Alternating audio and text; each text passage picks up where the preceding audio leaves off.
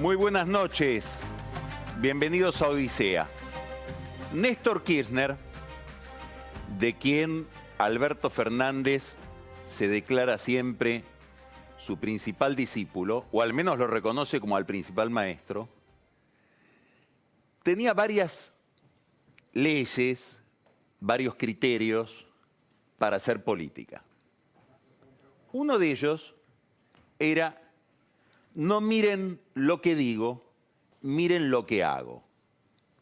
La primera vez que se conoció públicamente o semipúblicamente ese apotegma de Néstor Kirchner fue en España, en febrero del año 2004, durante una reunión que él tuvo con un banquero del Banco Bilbao Vizcaya, el BBVA, que le preguntaba por el discurso del gobierno en relación con los mercados, en relación con el Estado.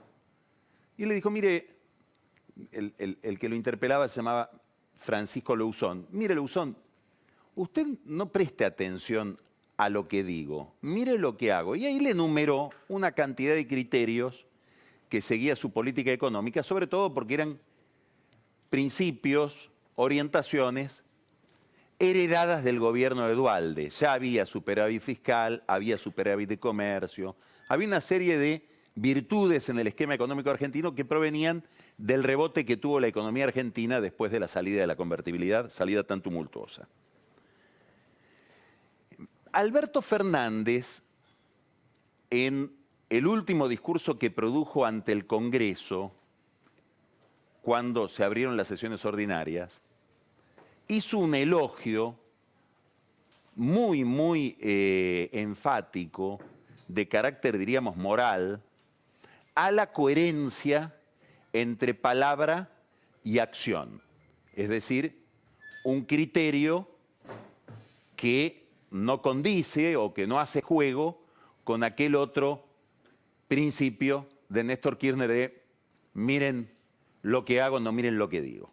Sin embargo, pareciera que en la práctica, en el rodaje del gobierno, Alberto Fernández se va pareciendo más a la teoría o a los principios o a la falta de principios, si uno quiere, de Kirchner, que al discurso del 1 de marzo delante del Congreso.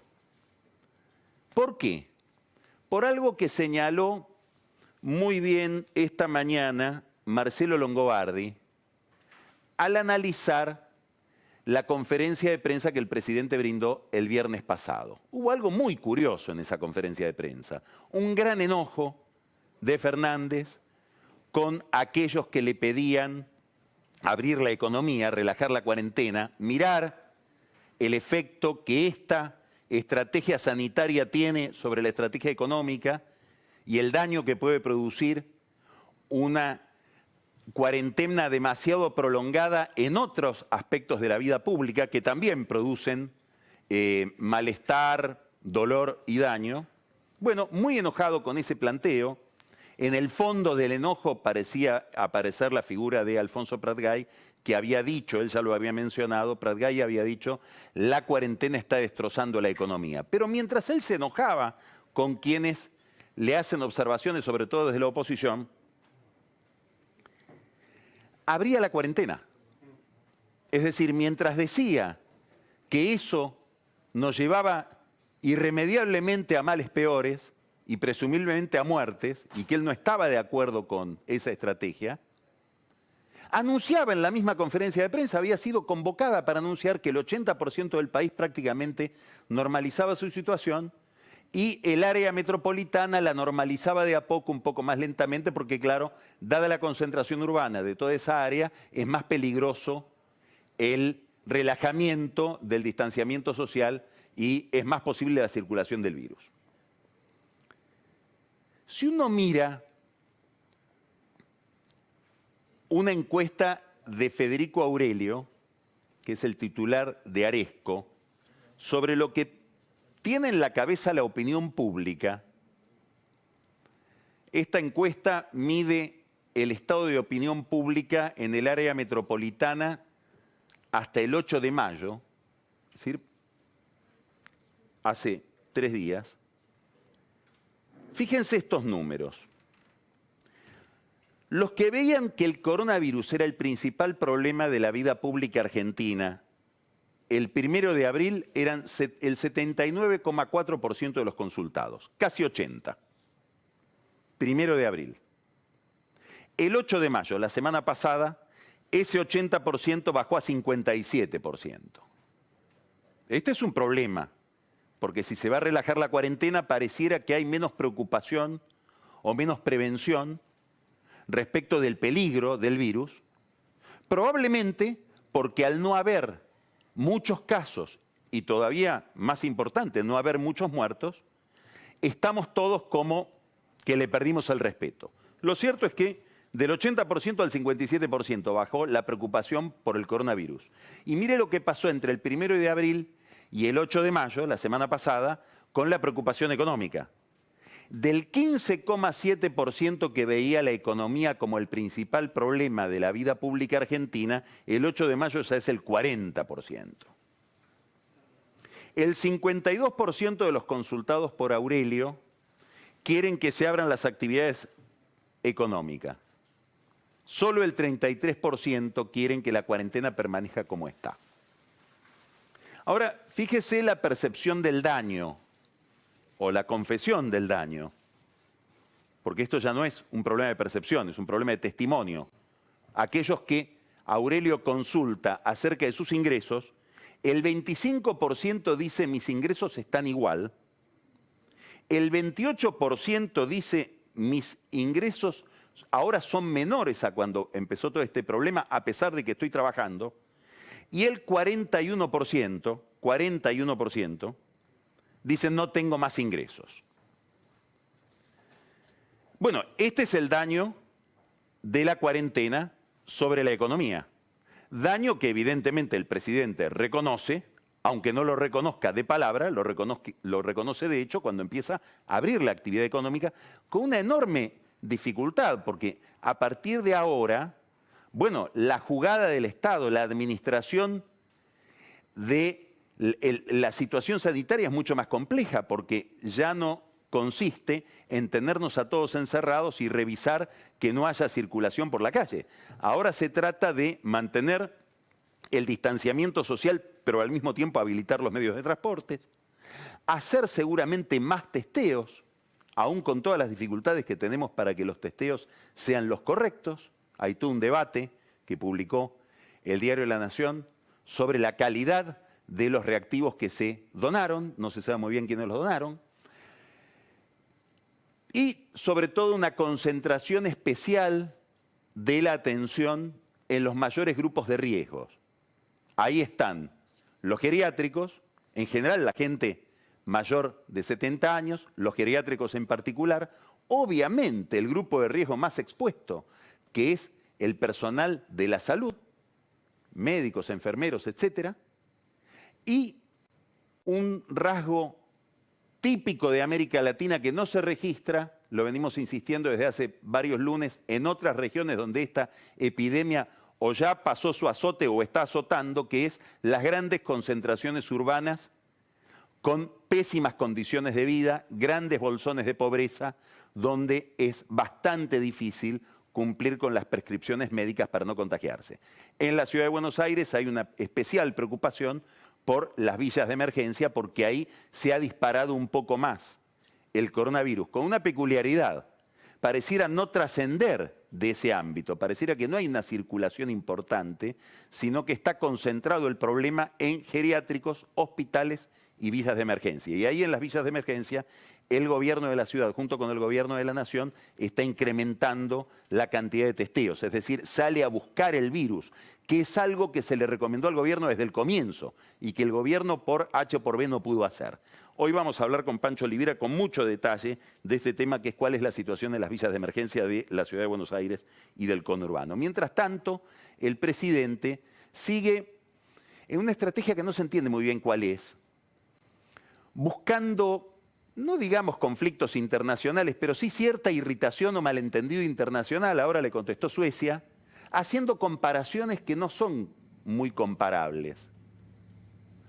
Hace un ratito nomás, en una entrevista que le hizo Gustavo Silvestre en C5N, Alberto Fernández acaba de decir que, comparando de nuevo con Suecia, el Banco Central de Suecia considera que la caída de la actividad económica en Suecia, de la riqueza del producto, va a ser de 9 puntos. Y en la Argentina, nosotros pensamos, dijo Alberto Fernández, va a ser de 6 puntos. Y concluyó en un pase lógico que no se entiende muy bien, esto demuestra que la cuarentena no afecta a la actividad económica. Admitamos que pueda ser de 6 puntos la caída, algunos creen que va a ser más, que puede llegar a 2 dígitos. Pongamos 6 puntos. 6 puntos de caída del producto es una fenomenal caída debida a la cuarentena. Obviamente que se puede admitir que la cuarentena era inevitable, pero la caída en la actividad económica está y habrá que incorporar ese problema a la ecuación general de la visión de conjunto de lo que significa el coronavirus en una sociedad. Digamos, es imposible pensar una estrategia sanitaria que no incluya la estrategia económica. Después vamos a hablar de esto con más detalle con Ricardo López Murphy, que va a ser nuestro entrevistado de hoy.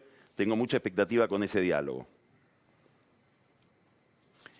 En concreto, si uno mira la encuesta de Federico Aurelio y ve los niveles de preocupación de los encuestados respecto de la economía y respecto del coronavirus, daría la impresión de que el programa de Alberto Fernández es la encuesta, más allá de cuál sea su discurso. Si uno va siguiendo la encuesta, puede ir prediciendo su conducta. Miren lo que hago, no miren lo que digo. La pregunta es, ¿esto valdrá también para la deuda? Porque este es el otro gran problema que tiene el presidente sobre la mesa, que es un problema dentro de una cuestión mucho más amplia, que es, como decíamos, la cuestión económica. Porque detrás del problema de la deuda está el problema de la capacidad de financiamiento que tenga no el Estado argentino, la economía argentina. El entramado empresarial argentino en un momento en que ese entramado empresarial va a estar castigadísimo. Es el músculo de la recuperación de una crisis cuyos rasgos no conocemos. Yo voy a apelar hoy a Ricardo para que nos pinte qué tiene él en la cabeza respecto del futuro, pero lo cierto es que el problema de la deuda se transforma en un problema mucho más importante. El viernes hubo una mala noticia para todos, también para el gobierno. El gobierno pensaba que el grado de aceptación de la oferta el viernes iba a estar alrededor del 40%. No sé si esto es lo que le dijo Alberto Fernández a Cristina Kirchner cuando se reunieron la semana pasada, pero en el corazón del equipo económico esta era la hipótesis. Y el resultado fue que no sabemos cuál es el número, el gobierno no lo va a decir, sigue la negociación, pero lo cierto es que fue menor a 15, alrededor de 13. Bueno, es una distancia muy grande entre el objetivo, la presunción que tenían en su estrategia y el resultado concreto. ¿Esto por qué es complicado? Y es muy complicado políticamente porque lo obliga al gobierno a moverse mucho más de lo que pensaba moverse respecto de su propuesta original. Y aquí habrá que ver si la estrategia es la más conveniente, aún para la salud política del propio gobierno. Si convenía hacer una oferta y después negociar. Y no era mejor primero negociar y después proponer a qué resultado se había llegado en la negociación. Hay algunos desajustes políticos si uno mira de cerca toda la operación. Por ejemplo, el encargado de la unidad de reestructuración de la deuda, Lisandro Clery, se va del cargo. Cualquier lectura convencional diría, pensaban en el 40%, sacaron el 15%, el 13%, lo sacan al encargado de la negociación, es un castigo para Clery. No, parece que no es así. Parece que a Clery, que da la impresión de ser un funcionario técnicamente bastante competente, lo saca Guzmán del área de deuda en una decisión tomada el lunes de la semana pasada, antes de que se conociera el resultado del viernes, para mandarlo a manejar el Fondo de Sustentabilidad del ANSES. Es decir, la caja financiera de esa gran caja que pasó ahora al control de la Cámpora con Fernández Raberta. Ahora, claro, tomada el lunes con la hipótesis de que iba a ser un éxito lo de la renegociación el viernes, esta decisión tiene un significado. A partir del 13% del viernes es una sanción que parece que no es sanción. Es decir, pareciera que hay una lectura política desajustada respecto de la realidad. Algo parecido a la gran apuesta que hizo el gobierno, a la foto con Kristalina Georgieva, Jeffrey Sachs, el Papa en el Vaticano, después un pronunciamiento de figuras muy encumbradas de la Academia Internacional, muchas de ellas muy críticas de cómo funciona el mundo de las finanzas en relación con la vida pública, pero que, después vamos a hablar con Ricardo López Murphy de esto, daría la impresión de que no son una autoridad para el que está manejando bonos.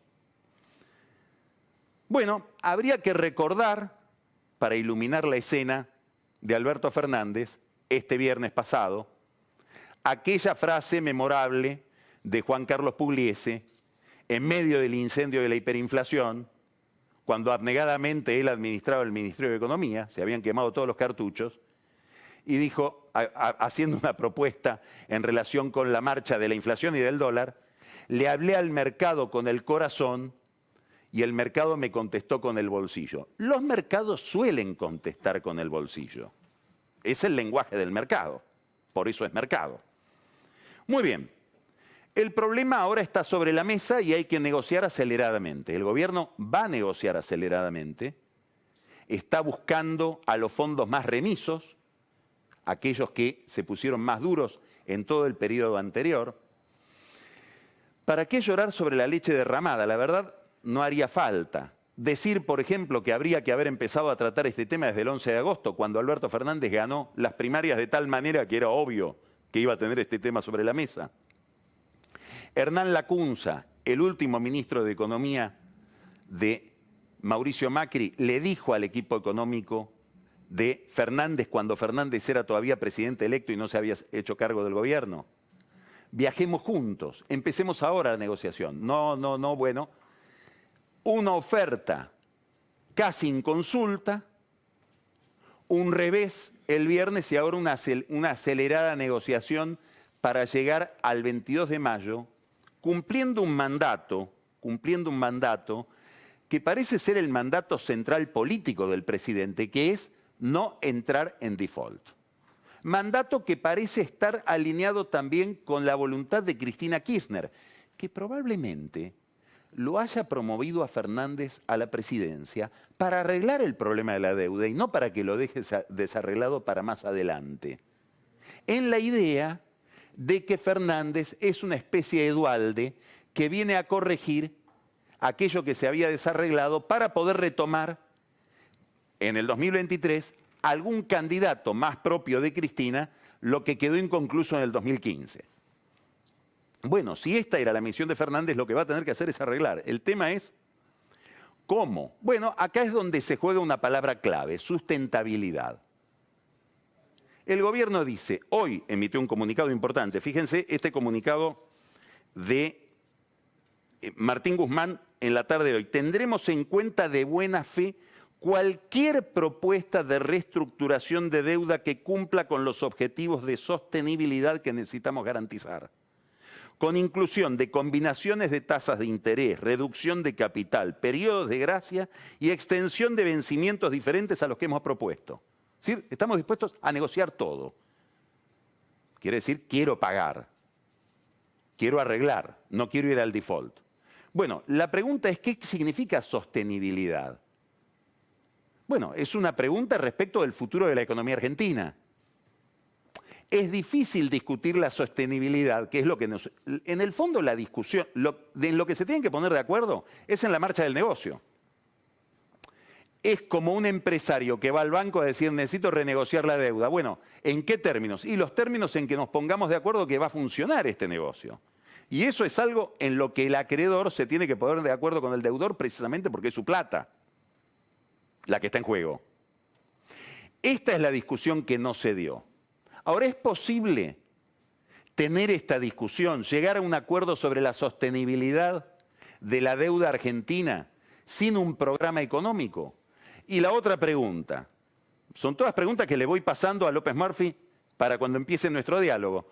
¿Es posible tener un programa económico en este contexto internacional y local? Le doy un ejemplo. El miércoles pasado, el ministro de Economía tuvo un debate sobre el tema de la deuda en la Universidad de Columbia, de donde él viene. Él prometió, Por ejemplo, nadie sabe cuál es la caída en el nivel de riqueza de la Argentina, la caída del PBI este año. Acaba de decir Fernández que es 6 puntos. Esos 6 puntos están en la propuesta de la deuda de Guzmán, porque la propuesta que hizo Guzmán es anterior al coronavirus. Fíjense los números que propone Guzmán en su presentación del miércoles pasado. El año que viene va a haber un crecimiento de 3% del PBI. El año siguiente, es decir, el 2022, la economía argentina va a crecer 2,5%.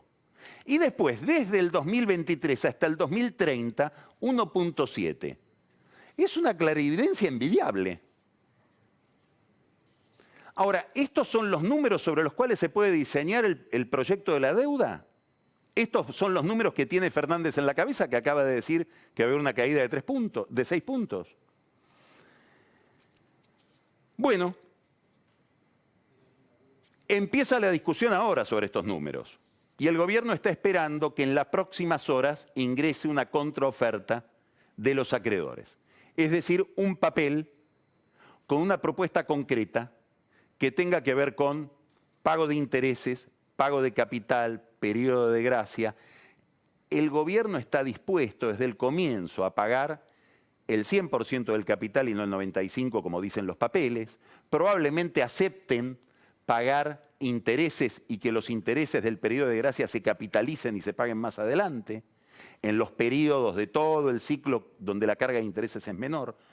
Los fondos quieren que haya algún pago ahora, durante este mandato. El gobierno dice que no, probablemente eso se flexibilice también.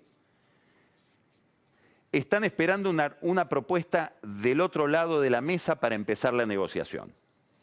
El Tesoro de los Estados Unidos, dice una versión muy insistente, muy creíble, está realizando una gestión delante del gobierno argentino, posiblemente en Washington, con Jorge Argüello, el embajador argentino en Washington, que es además el coordinador de las relaciones de la Argentina con el Fondo, con el Banco Mundial, con el BID.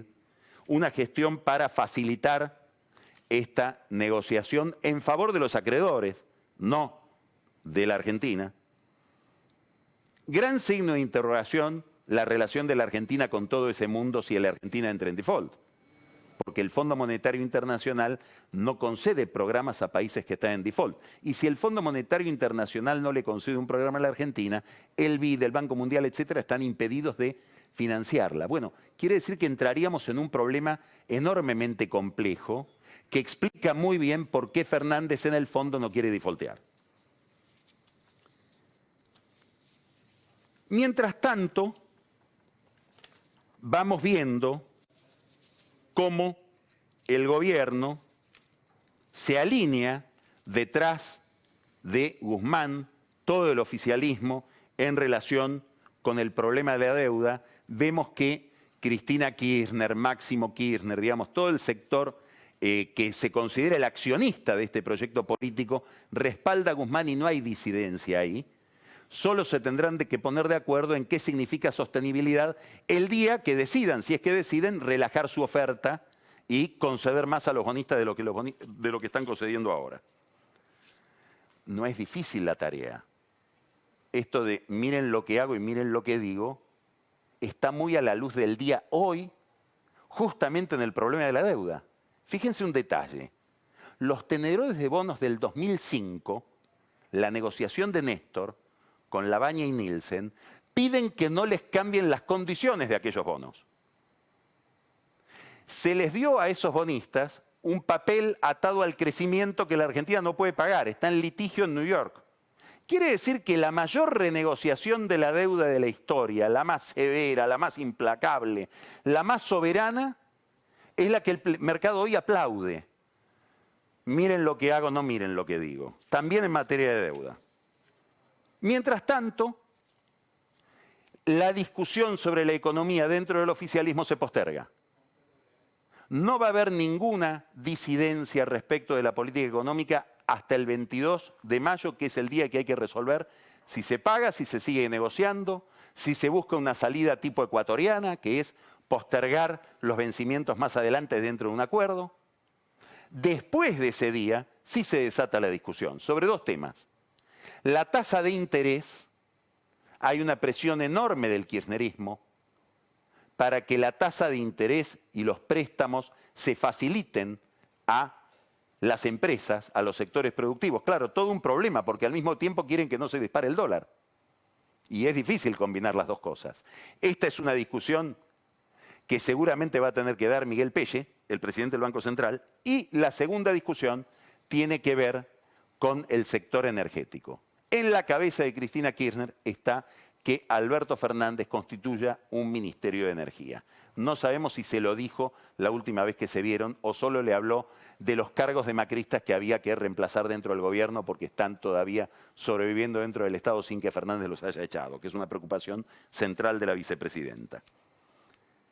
Mientras tanto, hay algo que no cambia. Y eso que no cambia es la concentración de poder. Hoy se conoció un decreto de necesidad de urgencia donde a la crisis social, que había habilitado una enorme concentración de poder al comienzo del gobierno, se le agrega la crisis sanitaria para justificar una nueva concentración de poder. Y ese DNU que dice